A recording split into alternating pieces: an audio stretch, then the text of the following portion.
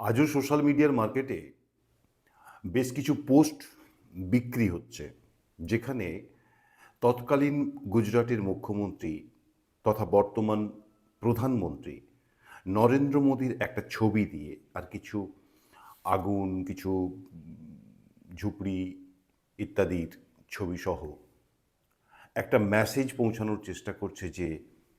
গুজরাটে এরকম একটা দাঙ্গা হয়েছিল, যেখানে একটা বিশেষ ধর্মের মানুষ, এত সংখ্যক মানুষকে একদিনে দুদিনে মেরে দেওয়া হয়েছিল। এখন আমার একটা প্রশ্ন এখানে, যেখানে বিচারক রায় দিয়ে দিয়েছেন, যেখানে বিচারক প্রমাণ করে দিয়েছেন যে তৎকালীন মুখ্যমন্ত্রী তথা বর্তমান প্রধানমন্ত্রী বেকসুর,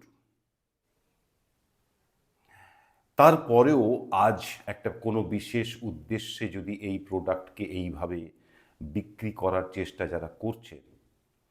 তারা কি কখনো ভেবে দেখেছেন যে আজকেও যারা বন্দে মাতরম বলতে দ্বিধাগ্রস্ত নন, যারা ভারত মাতা কি জয় বলতে দ্বিধাগ্রস্ত নন, সেই সব বোকার হদ্দ মানুষগুলোর যদি এতটুকু বুদ্ধি এই মুহূর্তে খুলে যায় যে আচ্ছা, কি ঘটেছিল সেই দিন দেখি, কেন ঘটেছিল দেখি, তাহলে তারা দেখতে পাবে ঠিক তার আগের গোধ্রাকাণ্ডটা। আর তারপর যদি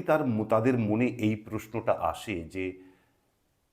আচ্ছা, গুজরাটে তারপর থেকে তো আর কোনো দাঙ্গা হয়নি, তাহলে গুজরাটের বাইরে থাকা অন্যান্য রাজ্যগুলো, সেখানকার ওই বোকার হদ্দ মানুষগুলো যারা, আবারও বলছি, বন্দে মাতরম বলতে দ্বিধাগ্রস্ত নয়, ভারত মাতা কি জয় বলতে দ্বিধাগ্রস্ত নয়, তাদের বুদ্ধি যদি একটুখানি খুলে যায় যে যে কারণে গুজরাটে আর দাঙ্গা হচ্ছে না, সেই কারণটা যদি তারা বুঝে যায়, তাহলে গোটা দেশে, গুজরাটের বাইরের অন্যান্য রাজ্যগুলোতে কি ঘটতে পারে। মাঝে মাঝে এখনও তো বিভিন্ন রাজ্যে বিভিন্নভাবে গোধ্রাকাণ্ডের মতো ছোটোখাটো ঘটনা ঘটছে। সেই ছোটোখাটো ঘটনাগুলো যাতে আর না ঘটে, তার জন্য ওই মানুষগুলো কি করা উচিত? যদি এই বুদ্ধিটা খুলে যায়, কি হবে? লিখুন কমেন্ট বক্সে।